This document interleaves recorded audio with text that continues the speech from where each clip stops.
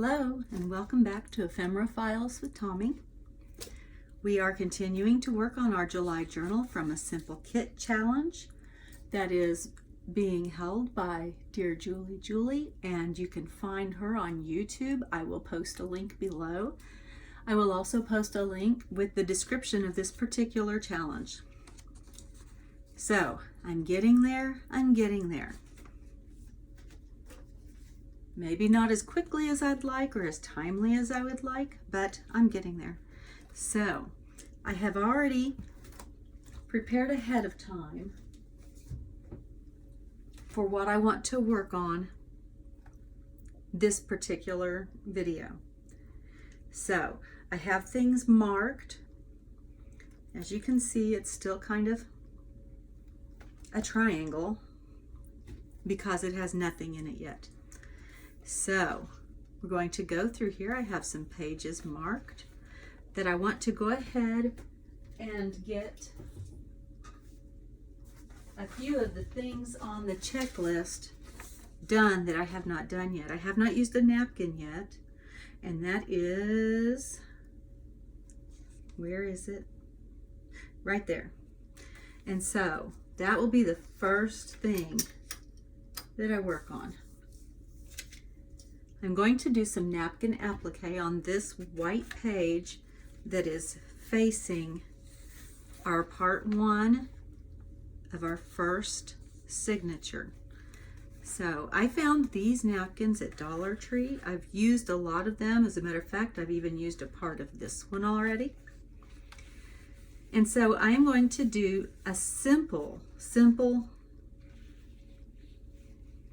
process for this particular napkin for applying it. And it only takes a glue stick and I use a water brush, and my water brush is in my tools. This water brush is, let's see if I can see, this is a Kuretake, and this one's empty, so it's not the one that I want. I want the one that has water in it, because that's a little more helpful when it's a water brush. This one is a Jane Davenport. Either one works. I believe the Kuretake has a different, yes, I bought this because it has this wide brush on it. Now that's not the effect that I want today, so I'm going to put that away, and hopefully I can do it without tearing the bristles up. But this water brush is a tool that is very helpful, especially when traveling, I have found. This comes off, you fill this compartment, it's not a compartment, this tube with water, and then I use this. You can use it in a watercolor tray just fine. I also use it with watercolor pencils. I use it with gelatos. I have not done it with watercolor crayons or washable crayons yet. But there are a lot of uses, and you're going to see yet another use that I have for it here in a moment. I have a video that I show the process in a little bit better detail on how to do this napkin applique. This one's going to be rather quick today. I have lined up approximately where I want it to be, and I know that I don't want to go past this line here. So I'm going to kind of mark that with my fingernail. And then probably need to have a piece of scrap paper under there just in case I get messy with the glue, because we all know I would never get messy with the glue. And I simply put a coat of the glue stick down on the paper, making sure that I've gotten all of the areas, and then I find my area that I'm wanting to apply. And I know that I don't really want to get the butterflies on there, so I'm being careful to avoid them. Sometimes I want butterflies, but not in this particular instance. Now, very carefully with your finger and a gentle pressure, push all of the wrinkles out. Now, sometimes I like wrinkles. I don't like them on my face, and sometimes I don't want them in my napkin.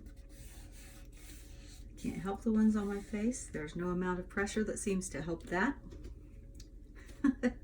But I can control what lands on my napkin. So when I get to the edge, I put the glue onto the napkin itself very gently, very, very gently. Now the napkin is forgiving. If you do happen to tear it, most of the time you can just glue it back together. So just that little bit there on that lip. So we'll just put some more glue there.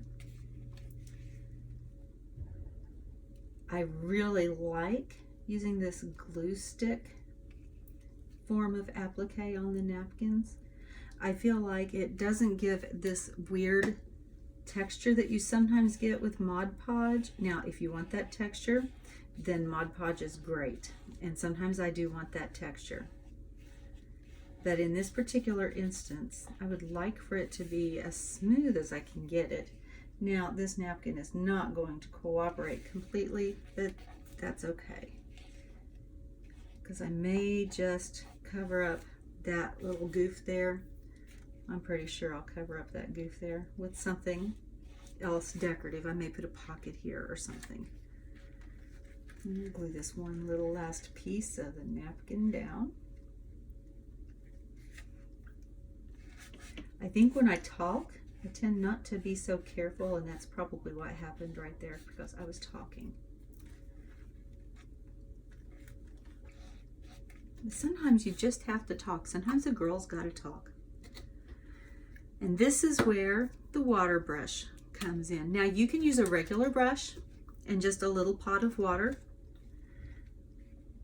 I just follow the outline and then tear. And I've glued that to the page, so that's not going to come off correctly, but that's my what's it called, overflow page, my scrap page, my backing. I bet I had glue on that page already from another time that I was working.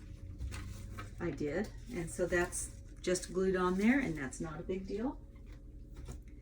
Now, what I like to do, this raggedy part, I like to put glue on there and just fold it over. I think it gives it a nice finished look. I have trouble with trimming the napkin right up to the edge, because I find that sometimes when I do that,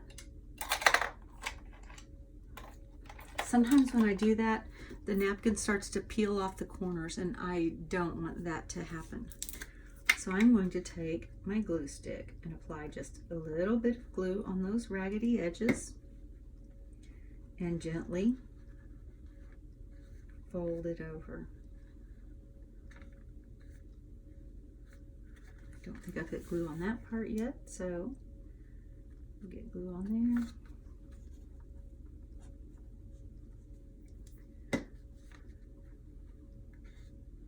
And fold and press. Fold and press.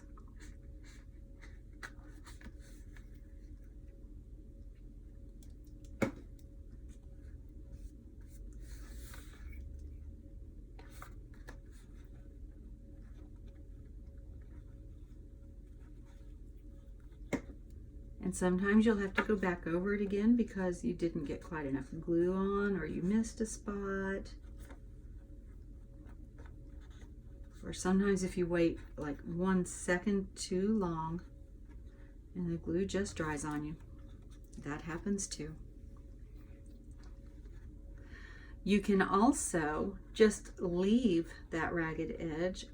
I do that when I make fluffy washi, and I will link to that video below as well.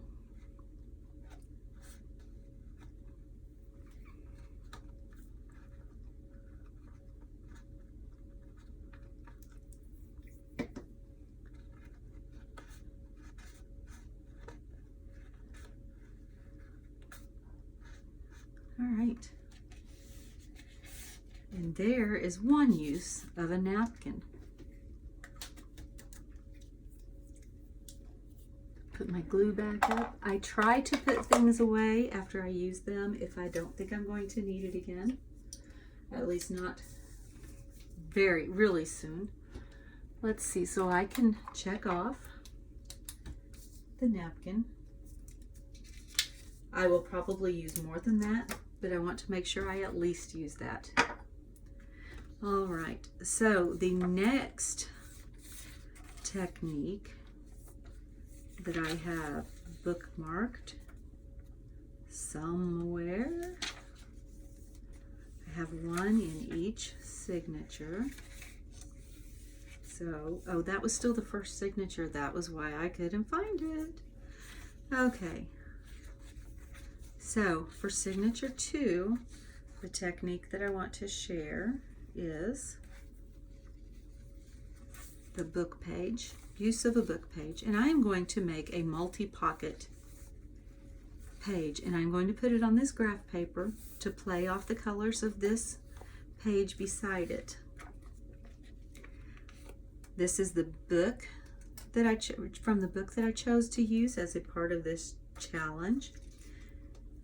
This line from a poem was inside the book. It was part of the just part of the story, and so I tore it out because I knew I would like it. I didn't like anything else that was on the page. It was a murder mystery, and there's not always nice things on a murder mystery. This is part of the bag paper that is on the cover. It's on the inside. I have other pieces of it. And this is another page from the book, and it had this big blank spot at the bottom, and it was just big enough to fold up and cover up the other words up there. So I'm going to make a pocket out of this. And to do that, it's very simple. My book was small enough that it fits perfectly on the page. And I would say happy accident, but I don't believe in happy accidents as much as I believe that, you know what, sometimes you just do the right thing. I guess maybe that would be a happy accident, wouldn't it? I'm trying to be all philosophical and everything and getting in my own way. All right, so the first thing that I do is make the pocket from the folded page. I put a bead of glue across the bottom as well because I feel like that reinforces and gives a little more strength to the bottom of that page where it's been folded, especially if it's an older book. Sometimes you need that little extra bit because you don't know how much the folding of that page is going to weaken the paper. Now, I don't push too hard for a couple of reasons. One, I don't want to squeeze all my glue out the sides. But also, this glue, when you put a bead on it as thick as I did, if you just push this together, it will stick, but it also gives a little more give. It also has a little more give to it. And makes it easier to put your journal cards or whatever other ephemera you're going to put in that pocket. Gives it a little bit more room. I tore this a little bit more than I intended to whenever I was taking it apart. So I'm going to glue that. And I think that because this back is so rough, I am going to get another piece of scrap paper, probably another piece of that book.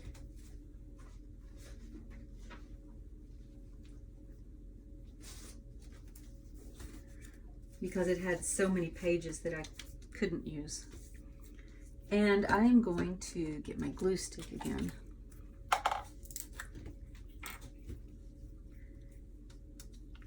And I know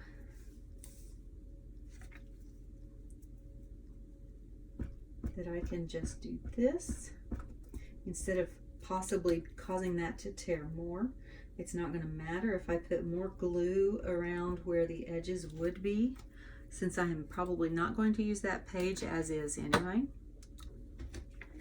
And I will just take this and I will put it on there, press it down nice and firm, grab my brayer to help get a good contact with that. And of course I'm going to get glue all over my brayer. It needs washed anyway.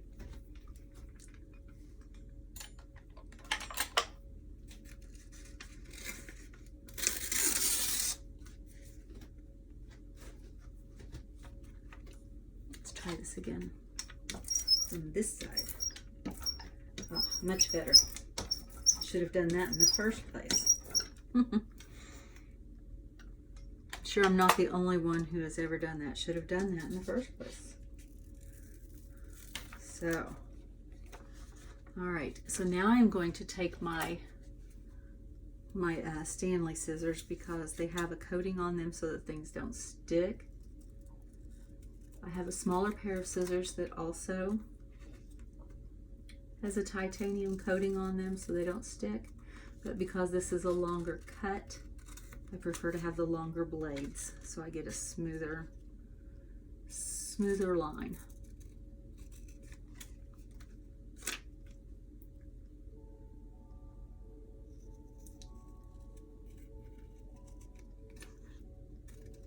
And there we go. Now I have a nice smooth back and I don't have to worry about my tuck or my journal card or whatever I decide to put in there tearing the paper. All right, so I have that pocket.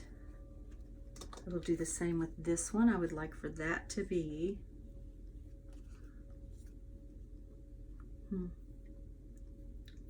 I would like for this to be that way. So I will put glue on these three sides.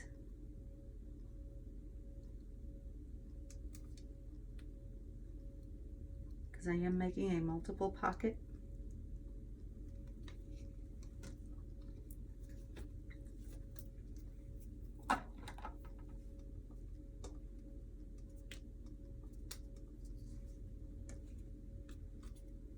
And I want to line it up a little off center.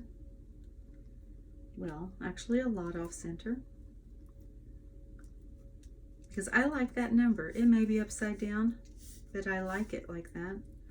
And so now I have this pocket here and this pocket here.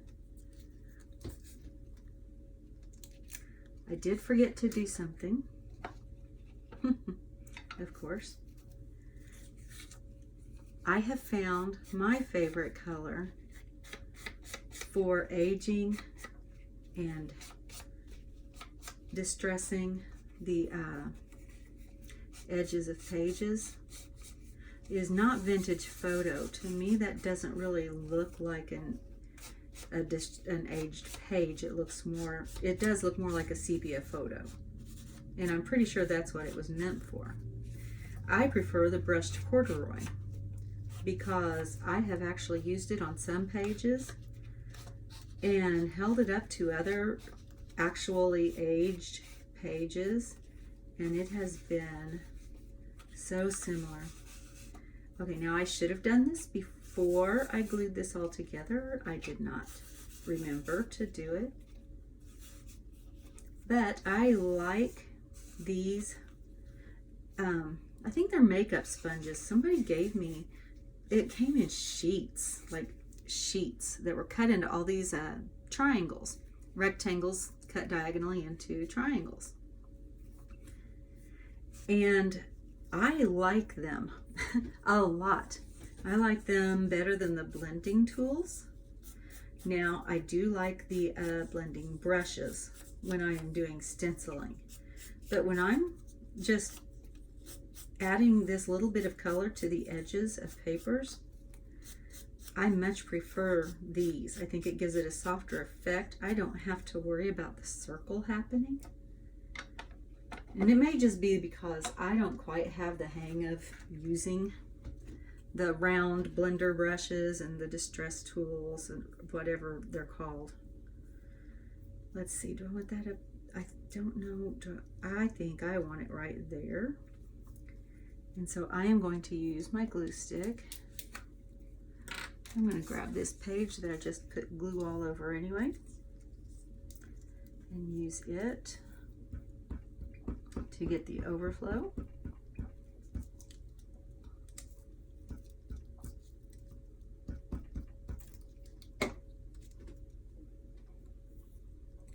Do not be stingy with your glue. I realize glue is not always inexpensive, but when you're stingy with it, I don't think you get as good a quality of product. Your project will not turn out quite as nicely as it could if you get stingy with it. All right, and so I'm going to make yet another pocket by just gluing on these three sides.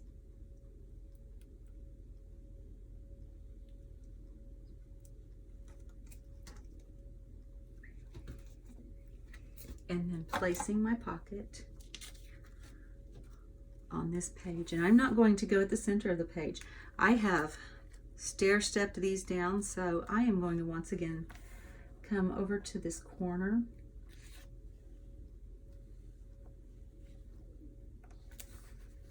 Now it's just almost centered here, but not quite. And I kind of like that effect a lot. So there is the second part of that, of the techniques that I wanted to show you. So that was my book. I'll use more of the book, as I said earlier. I don't intend to just leave it at the one thing that I am showing you, but I'm trying to show you different techniques.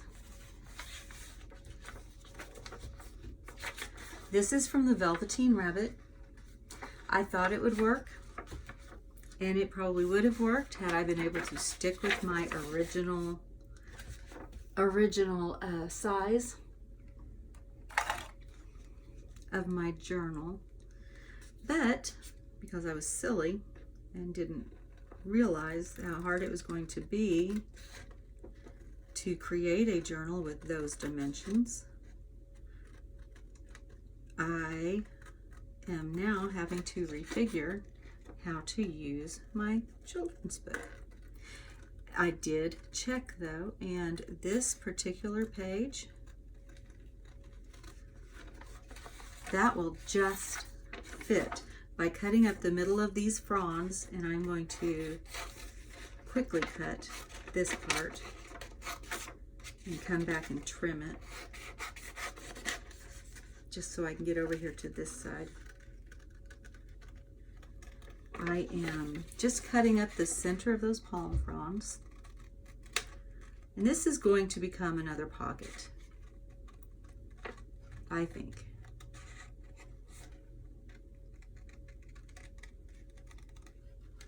I like to have pockets in journals because I feel like they allow a whole lot of liberty in how you want to use them. You can tuck pictures in, you can tuck mementos in, you can tuck notes in them. They just give you a lot of options. And I am a girl who really likes my options.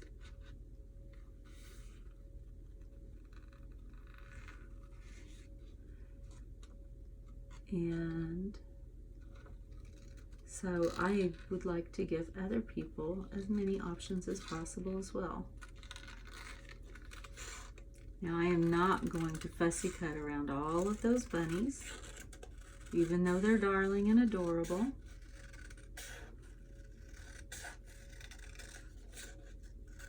One, that would make it hard to make this a tuck spot, a pocket, or whatever it turns out to be. And two, that would just be so tedious for you to watch. And I do not want to be known as Tedious Tommy, although I may already be known as that, who knows? I don't know that, so. there is that. So this sits perfectly right there. So now all I have to do is make up my mind that that pocket is what I want to do there. And I do believe that it is. So again, we're just going to glue on the 3 sides. I will not leave the back side of this page blank. I will probably come in with some fussy cut flowers, or let me get all this glue goobers off of my bottle of glue. I will come in with fussy cut flowers, or maybe, I don't know, some little carrots. I may cut some more pictures out of the book and make a collage, make some flips that open up to show this picture. For right now, this is going to be, oh, a pocket that I didn't. Let's just do this real quick before the glue dries. Not a whole lot of color that I'm adding, just enough, And I'm getting glue on myself, of course. And I'm not even showing you what I'm doing. So, just doing this real quick. And see what I mean? I think that this goes so much more quickly than using the conventional tools. If there is such a thing as a conventional tool, I'm not likely to use it. Possibly because I myself am unconventional.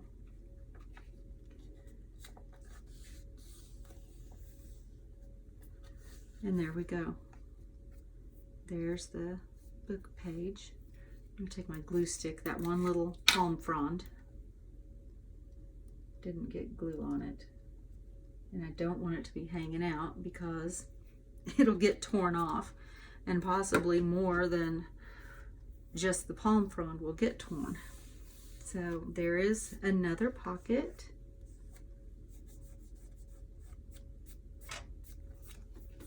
So I can check the children's book off. Again, I will use more of it. I just want to get some of these techniques into your wheelhouse.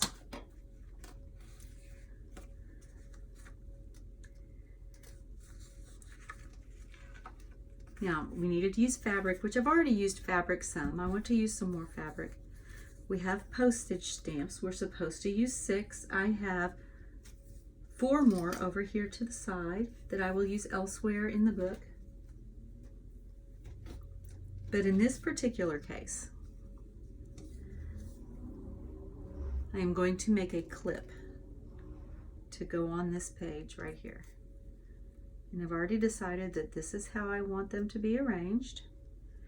And I'm actually going to make that more center so that I can tear around the edges. I am going to go ahead on these 2 and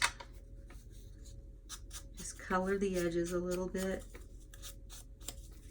maybe a little bit down into the center, just so that it stands out from that page, because it probably would have just blended right in. See, I think that that makes a big difference.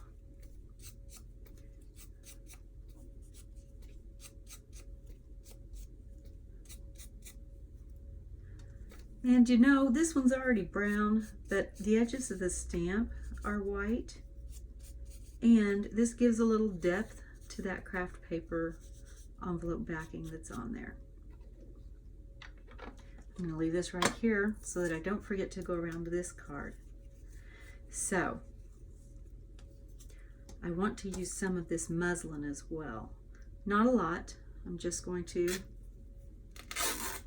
tear a strip.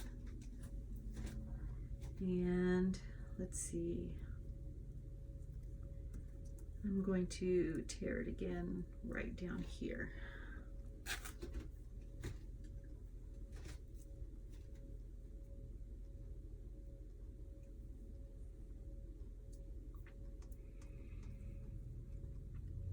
right, so I know that I want this to be across that way. So we'll go ahead and glue it on. I am not putting glue on the muslin or behind the muslin because I'm going to put enough glue on here that it should press through the muslin to the paper behind.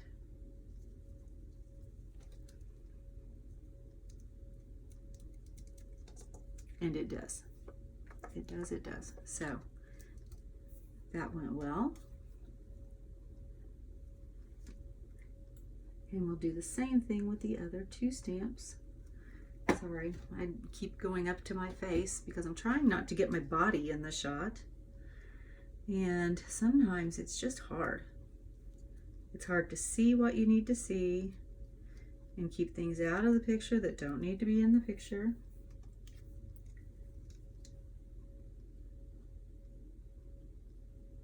And once again, I am still learning.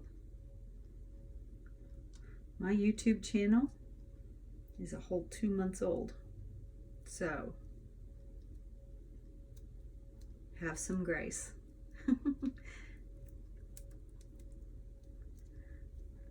All right. I like that collage. Now I'm going to tear around the outside, and I am tearing, holding it with my left hand and pulling with my right, so that my white edge is on the front facing me, so that when I go through and add that bit of color from the brushed corduroy distress oxide, the torn side of this paper will absorb it much better than the non-torn side, and it gives it a deeper, richer color.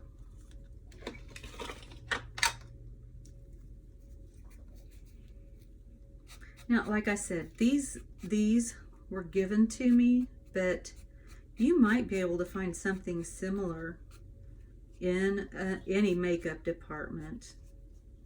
I haven't looked. I will. And if I do find such a thing where you can get these, then I will link it below.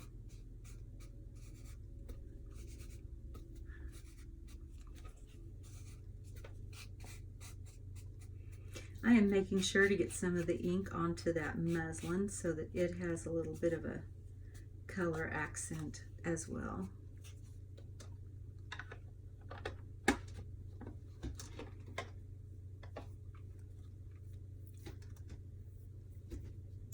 And I am just going to dig through my little jar here because I have some rose gold and copper colored paper clips. And I'm not going to make this particular thing a paper clip because you may, whoever has it may want to write on it. However, I do want to attach it to the page. So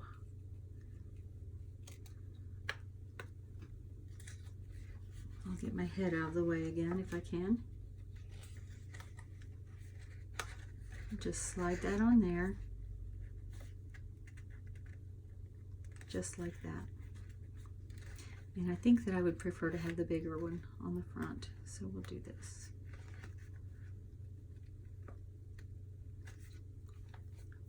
And there is another technique.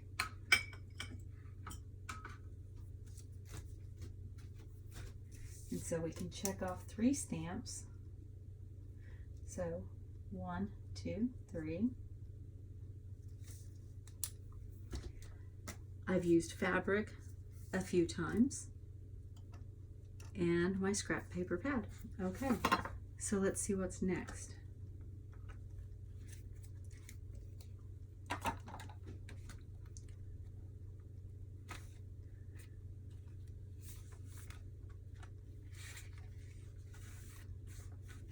This is some of the fabric I chose to use. This is also one of the baubles that I chose to use. This wasn't on the list.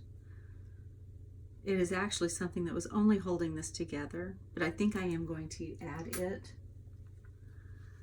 The fabric I want to use here is this one.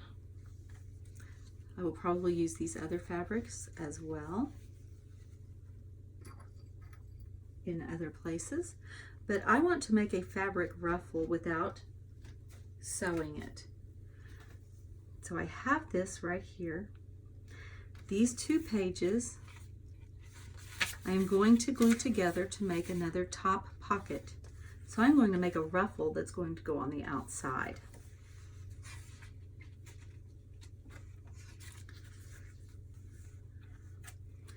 This is too wide for what I'm wanting to do, so I am going to tear it just slightly.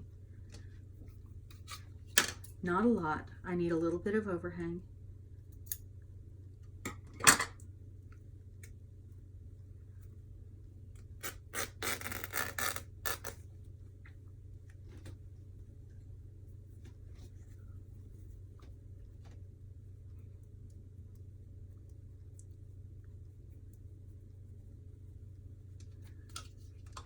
All right. So for this particular kind of ruffle, I am going to use a stapler. Again, I am assuming that that is okay to use my tools that I have and that they didn't have to go into the basket or the kit. Now, this particular ruffle, like I said, is not going to be a stapled ruffle. Or not going to be a sewn ruffle. It is going to be a stapled ruffle. Maybe if I said that right, it would be less confusing. What do you think?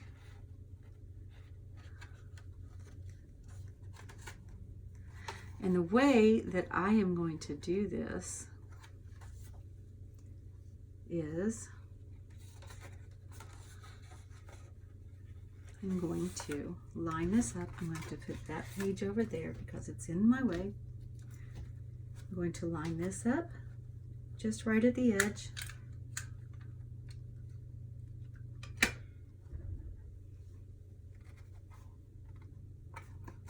thought that felt thick. And I am going to get this where you can see it. Just going to staple that. Then I'm going to come down here to this end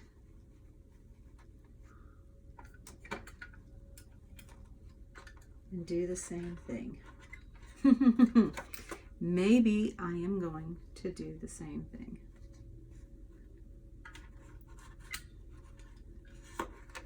I really need this to be turned this way.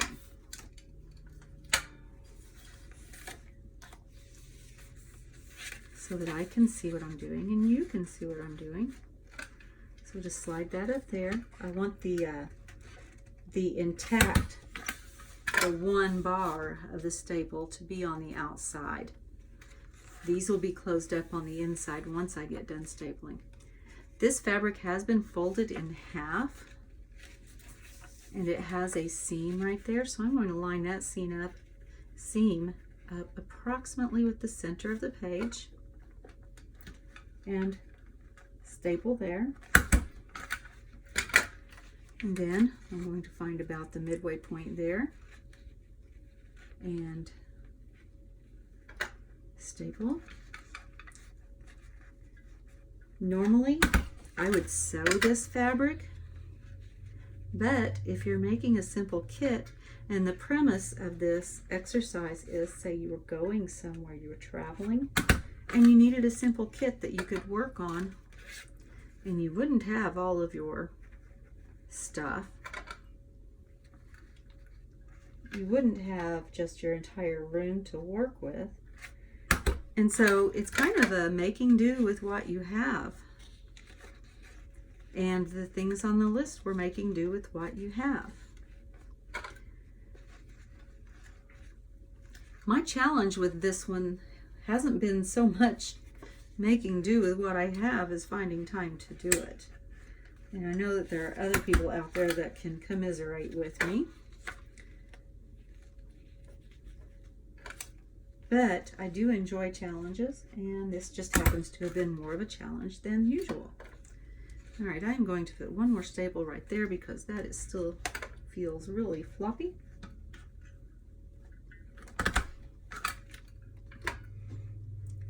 And there we have a fabric ruffle. Now we will go ahead and make this into its pocket. And when I put glue on there, that will help these other spots to lay down.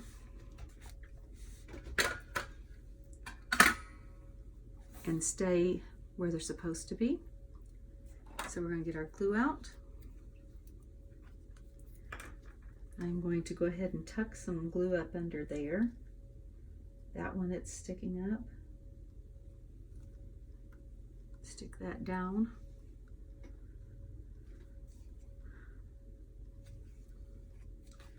We'll stick this down. We'll stick this down.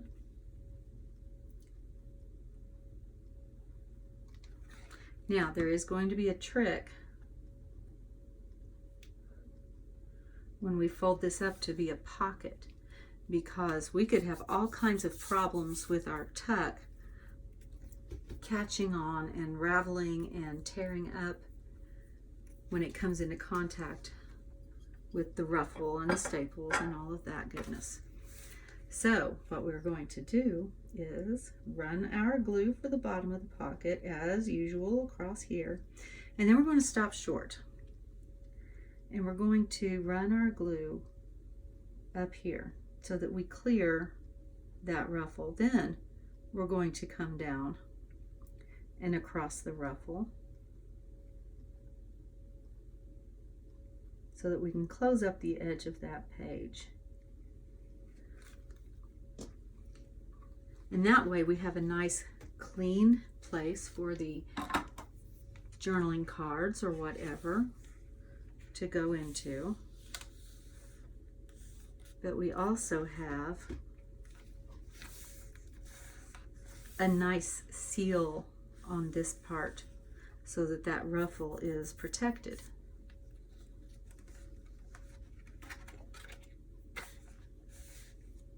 Now, if you don't like these staples, I happen to have copper colored staples, rose gold staples, whichever color you prefer. I think that it's really hard to tell the difference between copper and rose gold. Rose gold has a little more pink, but I don't really think that that matters.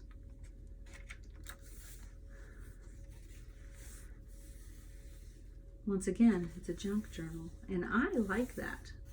Myself, I like that. And the staples don't show on this side. And we've got them all protected, and our fingers are protected, and our note cards are protected. And so we have that nice ruffle right there. And I just got a blob of glue, which another thing about this Fabri-Tac, you can roll it up into little balls and it goes away. All right. One last thing. This is a piece of trim that, once again, I got from my husband's grandma before she died. And I want to add it right here. And lo and behold, I have just enough space between that pom-pom and that pom-pom to accomplish that. So I am going to trim just past this last pom-pom on this end.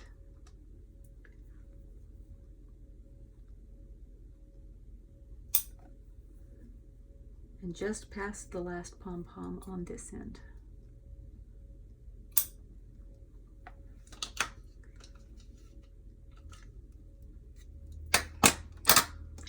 And these will be used elsewhere.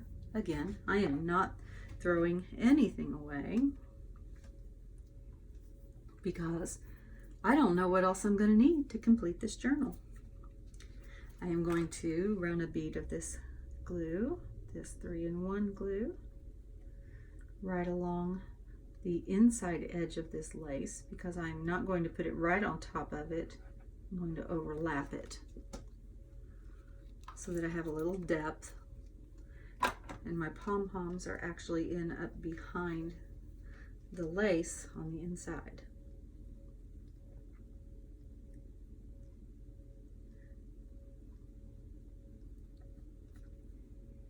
I love being able to use the things that we got from Grandma Thomas. She knew how much I liked creating. I think that we enjoyed that we had that in common, and I love thinking about her when I'm putting all these touches into my journals and the scrapbooking and the greeting cards and the Bible journaling and all the other different things that I get to create using stuff that she gave me. Beautiful things that she gave me. So that was another little piece of trim. That's not 3 yards, that's like a half. And then let's see, these 2 pieces equal another foot. No, 6, yes, another foot. So I'm actually at almost a yard by the time I count what I've used already. So I still need to use 2 more yards of that.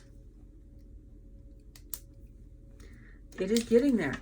I plan to keep working on this, and I really, really hope to be finished by the deadline. If I'm not, I will still continue to show you how I am putting together this challenge